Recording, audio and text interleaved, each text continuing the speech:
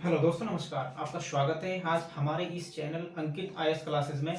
आज होली का दिन है और होली के दिन आज हम आपके लिए लेकर के आए हैं आधुनिक भारत का तीसरा पार्ट। आज तीसरे एपिसोड में आप पढ़ेंगे डचों का आगमन। इससे पहले हम आपको करा चुके थे पुर्तगालियों का आगमन। पुर्तगालियों का आगमन किस तरह से हुआ, कैसे हुआ, क्यों हुआ, कैसे आए, कौन कौन आए और किन किन गवर्नर ने यहाँ पर क्या क्या काम किया, ये आपको हम इससे पहले एपिसोड में सब कुछ बता चुके थे और डिटेल में करा चुके हैं। बस आपको उसको ध्यान से अपना समझना है, ध्यान से समझ करके उसको पढ़ना है। और आज हम आपको बताएंगे इसके बारे में कि पुर्तगालियों के बाद कौन आए और क्या क्या उन्होंने किया, यहाँ पर कहाँ पर उन्होंने अपनी फैक्ट्री स्थापित करी, ठीक है, कैसे कैसे व्यापार किया और कहाँ पर व्यापार किया। ये माना जाता है कि सबसे पहले हमारे यहाँ पुर्तगाली आए और पुर्तगालियों के बाद हमारे जो देश में है व्यापार के लिए डचों का आगमन हुआ था। और डचों का आगमन हुआ, डच ये माना जाता है कि डच जो थे आपके डच हॉलैंड या नीदरलैंड, जिससे पहले तो हॉलैंड कहते थे और वर्तमान में उसका नाम नीदरलैंड है। तो आपने यहाँ पर देखा होगा कि जो यहाँ पर पुर्तगाल है, स्पेन है और ये इंग्लैंड है आपका, तो यहीं पर ही इसी के पास है आपका ये नीदरलैंड्स। तो जो बेल्जियम है, फ्रांस है, फ्रांस बेल्जियम और इसके ऊपर आपका नीदरलैंड है। तो नीदरलैंड से ही माना जाता है कि आपके डच आए थे। तो डच कहाँ के थे? नीदरलैंड के, जिसे वर्तमान में आप नीदरलैंड कहते हैं। तो यहां से इन्होंने पुर्तगालियों के बाद भारत में आगमन किया था, ठीक है। तो ये माना जाता है कि लगभग 1596, कब की बात है भाई? 1596 की बात। तो 1596 में जो डच, एक सबसे पहला जो डच नागरिक था जिसका नाम था कार्नेलिस डी हाउटमैन, इसका नाम माना जाता है कार्नेलिस डी हाउटमैन के नाम से। अब कार्नेलिस डी हाउटमैन जो है सबसे पहला डच नागरिक माना जाता है जो इधर से चला। यहां से चलने के बाद अटलांटिक महासागर में अफ्रीका के तट से होते हुए कैप ऑफ गुड तक पहुंच गया और कैप ऑफ गुड के द्वारा होते हुए कहां पर पहुंचा था वो? ये इंडोनेशिया में पहुंचा था। तो यहाँ पर आपका भारत के पास यहाँ पर क्या है? इंडोनेशिया। तो इंडोनेशिया में उसने अपना आगमन किया। तो सबसे पहले वो इंडोनेशिया पहुंचने वाला सबसे पहला डच नागरिक माना जाता है। अब उसी के बाद जब डच नागरिक यहाँ पर इंडोनेशिया पहुंचा तो यहाँ पर भी उनको पता चला कि मसाले बहुत ज्यादा होते हैं और सूती वस्त्रों का निर्यात भी यहाँ से इन्होंने सबसे ज्यादा किया था।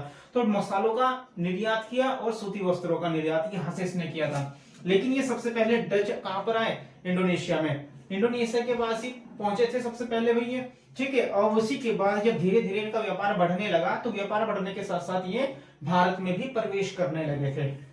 अब ये माना जाता है कि सबसे पहले जब ये आपका इंडोनेशिया में पहुंचा तो इसने यहाँ पर के देख करके ये सबसे पहले फिर वापस गया अपने यूरोप में नीदरलैंड में चला गया। और नीदरलैंड में जाने के बाद इसने जब देखा कि यहाँ पर तो इतने सारे मसाले हैं तो इनका कैसे हमारे यहाँ पर व्यापार किया जाए, तो अपने देश में जाकर के इसने इनकी जानकारी दी। और जानकारी देने के बाद उन जो आपके यूरोपीय थे नीदरलैंड्स के, उन्होंने आना यहाँ पर शुरू कर दिया व्यापारियों ने। अब व्यापारी जब यहाँ पर आना शुरू कर देंगे तो उसके बाद इनका व्यापार बढ़ने लगेगा। अब क्या करते हैं कि डच के अंदर, नीदरलैंड के अंदर, हॉलैंड के अंदर एक वेरिंगडे ओस्ट इंडसे कंपनी, क्या नाम था? वेरिंगडे ओस्ट इंडसे नाम की एक कंपनी थी और उस कंपनी के द्वारा जो यहाँ पर उसको भेजा गया सरकार के द्वारा। एक सरकारी कंपनी थी और सरकार के द्वारा उस कंपनी को कहां पर भेजा गया?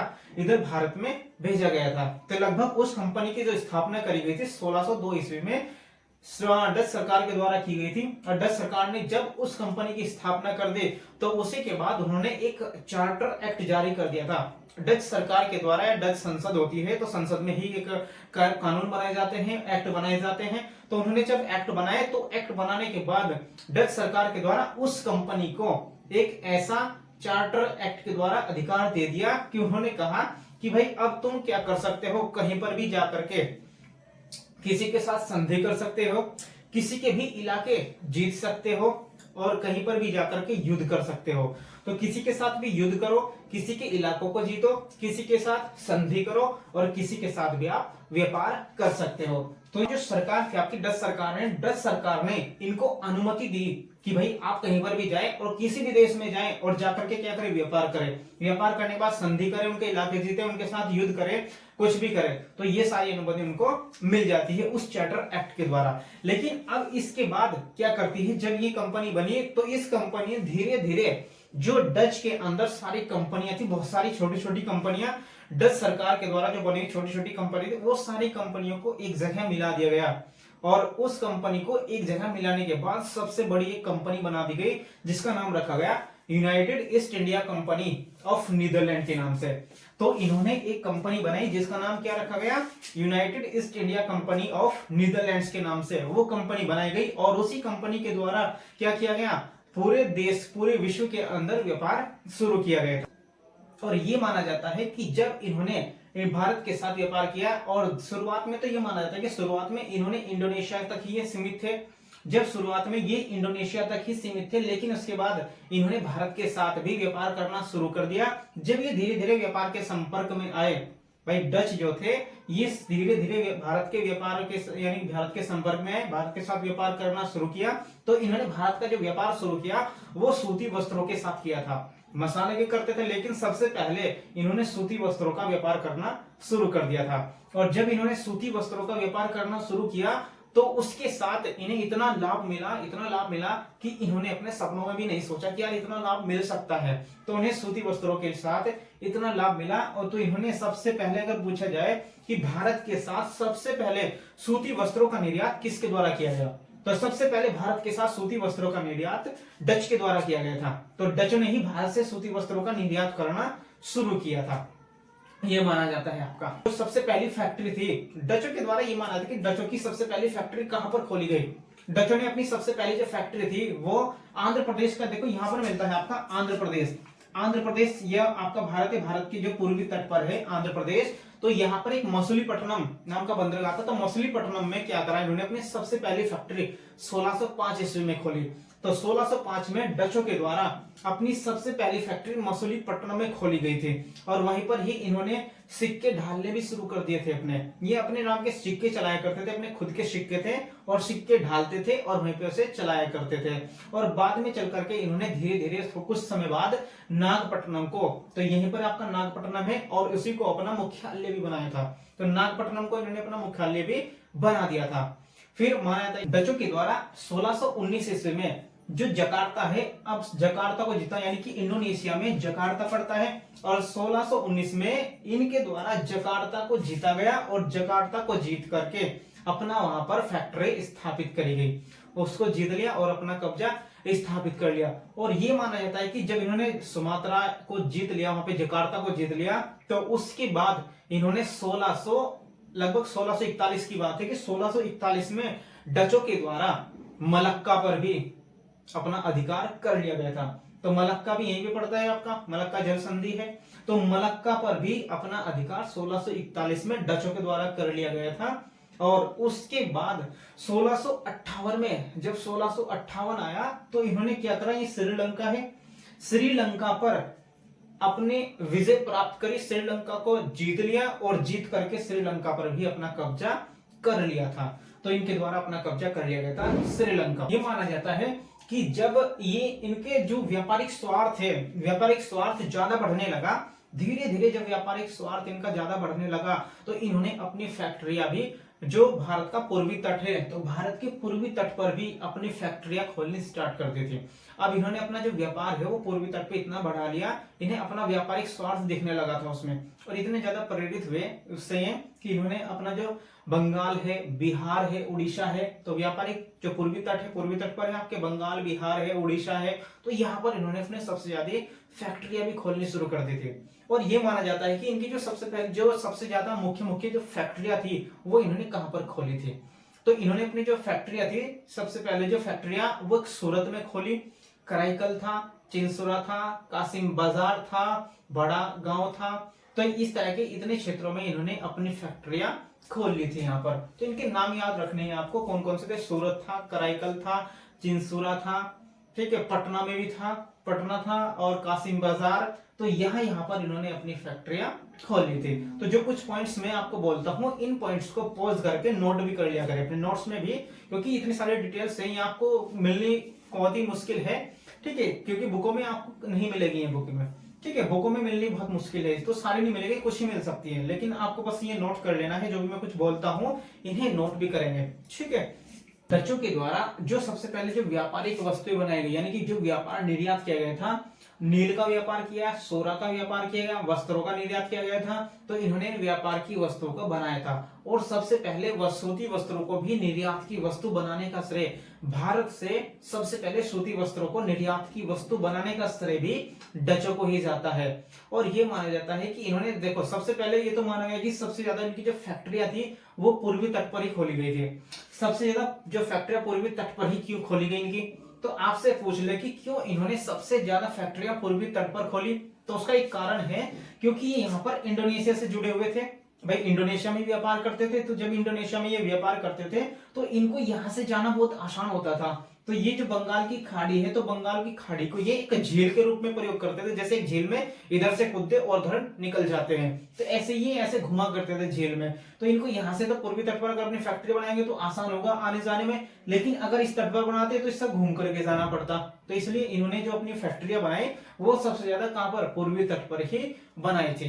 तो यही माना जाता है। और ये माना जाए कि 1722 के जो दस्तावेज थे उसमें इनकी जो व्यापार है, व्यापार की जो व्यवस्था है उसका उल्लेख मिलता है।